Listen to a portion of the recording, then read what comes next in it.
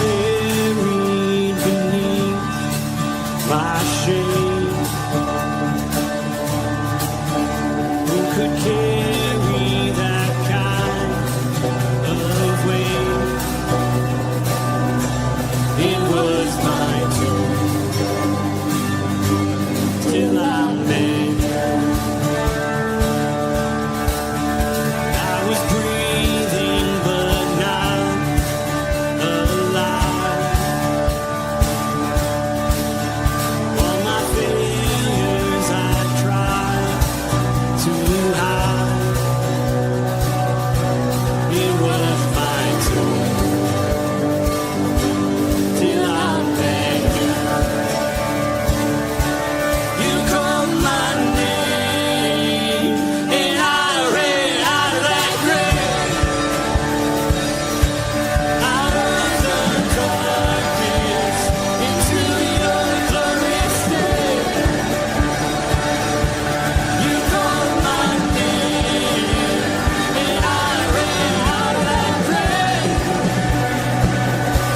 out of the darkness into your glorious day.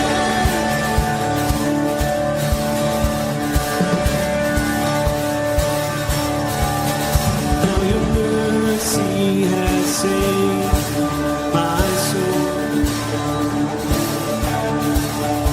and freedom is all that I know. The old man knew Jesus when I met you. You called my name and I ran out of that grave, out of the darkness into your glorious day. You called my name and I ran out of that grave, out of the darkness into your glorious day.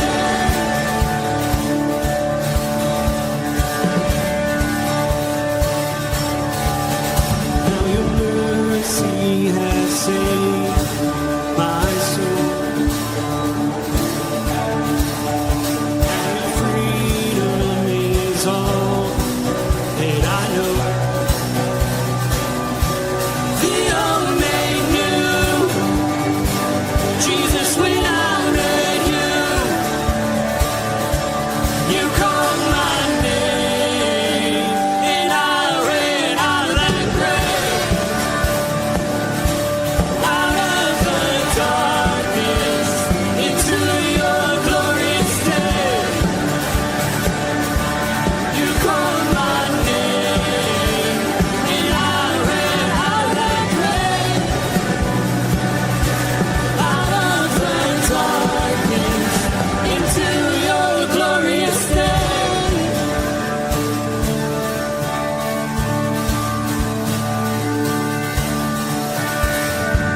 I needed rescue, my sin was heavy, but chains break at the weight of your glory.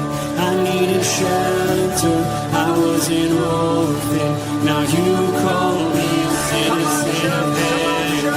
When I was broken, you were my healing, now your love is here and I'm breathing.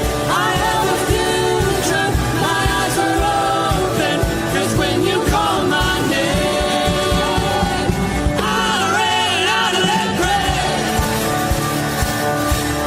out of the darkness into your glorious day.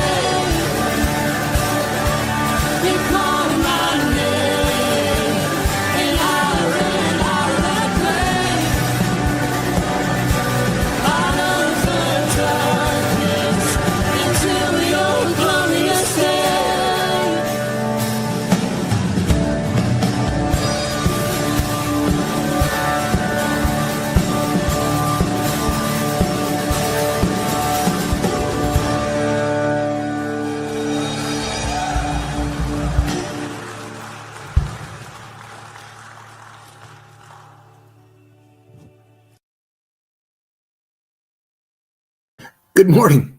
It's good morning. Beautiful day out. Looks like we might have nice weather. I'm not sure. I haven't looked. I just looked outside and said, oh, this doesn't look so bad.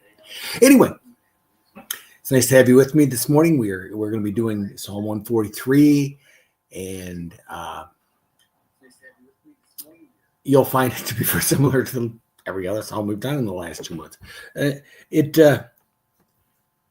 The Psalms have a theme. Some of them are prayerful, and some of them are hopeful, and some of them are desperate. And this one would fall into that category, I think. But first, let's see who's with us. Ready? Oh, that's me. And Chuck B's here. He says, Shalom, gentlemen. And Ken Gooch is here. Good morning, fellow brothers in arms. Chris Connolly's here, says good morning. And Bert Reggiani says, good morning, gentlemen. That's it for the comments. 8 people, 8 people, 4 comments, right? Cool.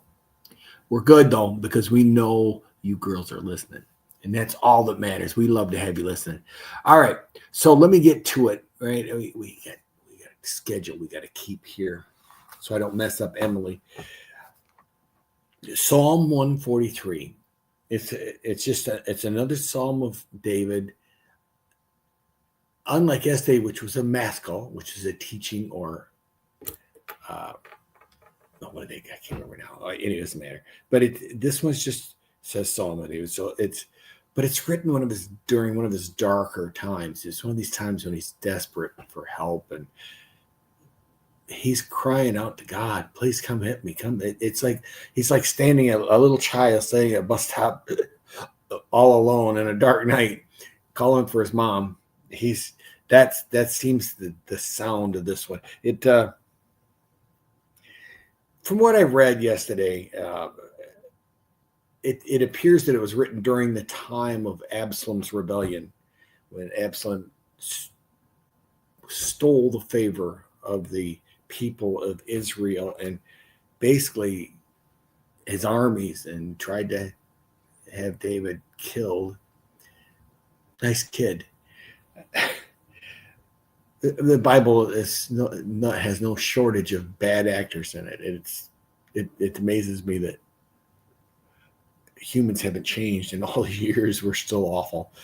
And but it's from 2 Samuel. It's a great story if you ever want to read it. I mean, 2 Samuel 15 through 18, it tells the story of Absalom's rebellion and how people worked in behind the scenes and to subvert and change everything. But it was a very dark time in David's life. I can't imagine my child trying to have me killed. To me, that would blow me away. David is forced to flee for his life, and they think during that time he wrote this psalm. And so we're going to read that psalm with that in mind, just like we did yesterday. It's so much. I think it adds so much more to the psalm if you understand where he is when he writes it and what's going on in his life. Hear my prayer, O Lord. Give ear to my pleas for mercy. In your faithfulness, answer me in your righteousness. Enter not into judgment with your servant, for no one living is righteous before you. For the enemy has pursued my soul. He has crushed my life to the ground. He has made me sit in darkness like those long dead. Therefore, my spirit faints within me. My heart within me is appalled. I remember the days of old. I meditate on all that you have done. I ponder the work of your hands. I stretch out my hands to you.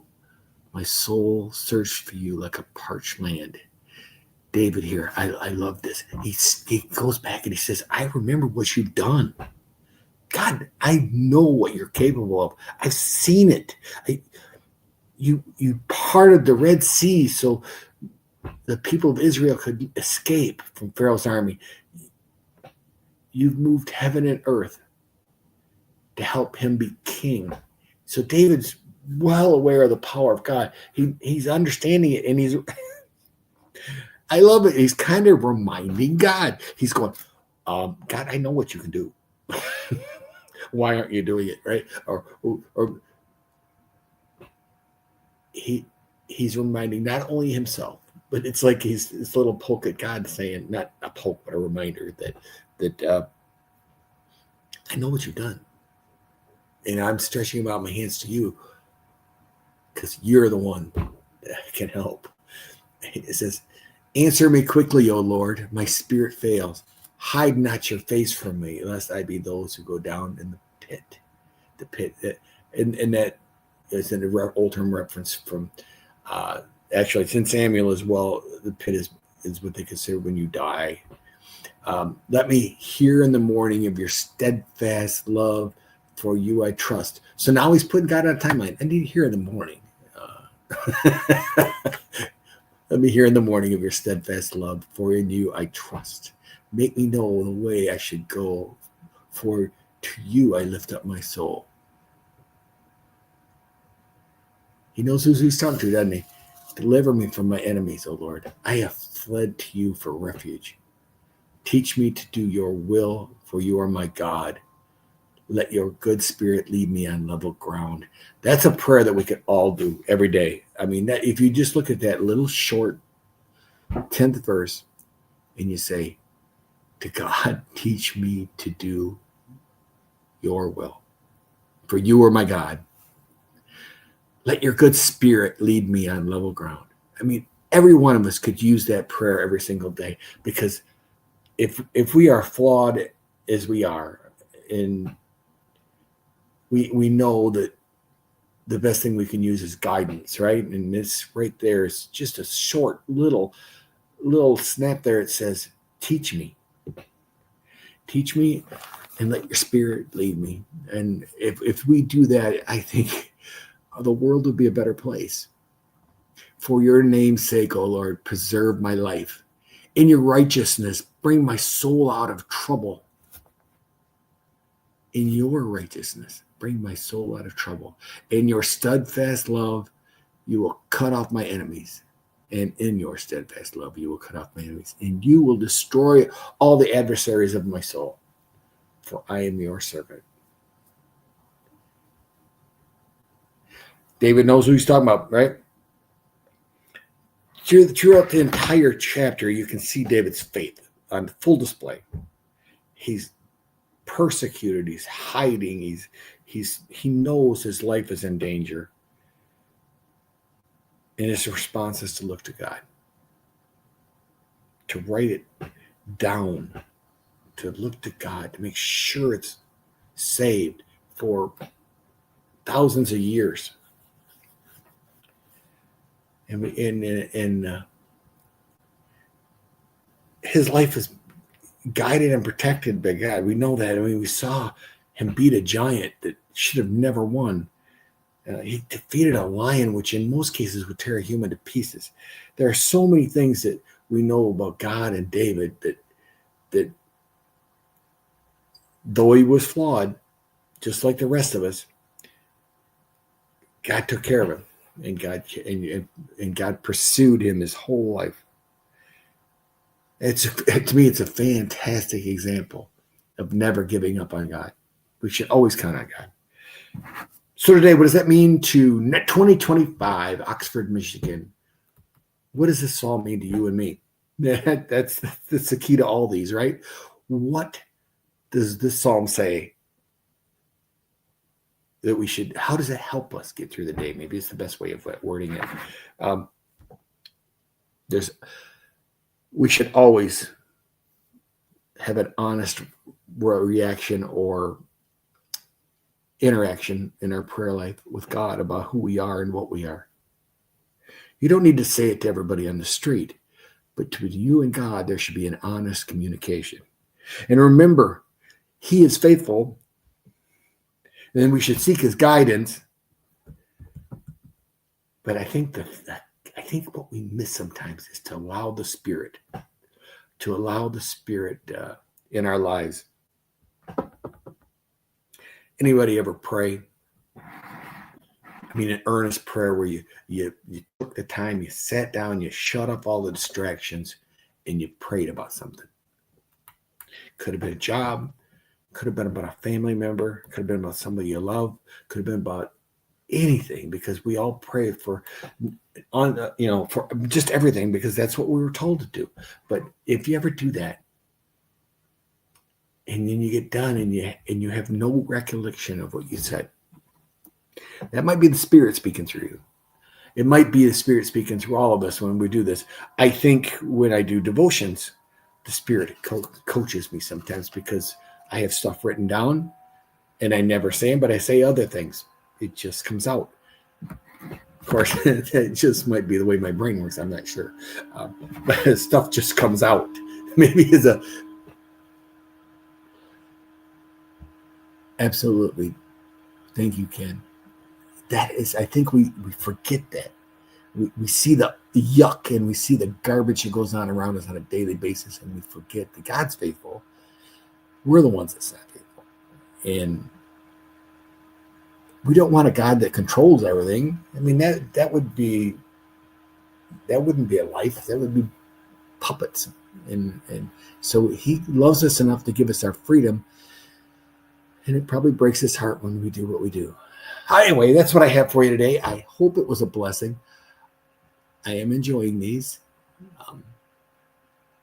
They are always fun. So, before I get in trouble, it's 12 after. I guess it's time to go. Here we go. Wait, there's more now. I'm not going to judge you guys. You're continuing to comment, because I love to see the comments. Let God see a David in all of us today. Amen, brother. That's the word right there. Amen. God. We should reflect it, David. We should see God. People should see Jesus in us every day. I mean, that is such a, it just should be a given. I mean, they talk, I'll never forget. I'm gonna tell a story real quick before I get in, so I can get in more trouble. I used to fill vending machines for Pepsi, and I was in a hospital. I believe it was the one out on Outer Drive, part of the DMC, and OR waiting rooms have vending machines in them because people are there for long hours, and so I was sitting there filling a machine, and these two absolutely adorable little girls come up, one about 3 and the other about 6, maybe, just the sweetest things. And they were looking in the candy machine for candy. And I started talking to them just out of the blue, because that's what I do. And the lady that was with them said their mama's in for surgery. Now she has stage 4 breast cancer. And I kneeled down next to them and I said, "You girls are the cutest thing I've seen today. And I'm going to pray for your mama." And the lady looks at me and she goes, "Are you a pastor?" And I go, "No, ma'am, I'm a Pepsi driver." But that's just who we should be. And I didn't say that. I just said, but that's just just said, "No, ma'am, I'm a Pepsi driver." And it ended well. I don't know how the lady turned out. I prayed for her, but we don't know. Anyway, people should see that in you. And every day, occurrences at the Meijer, at the concerts, wherever you're at, they should see the Jesus in you. All right, I'm going to get out of here. Have a firmly rooted day, gentlemen, and may someone see Jesus in you today. Peace.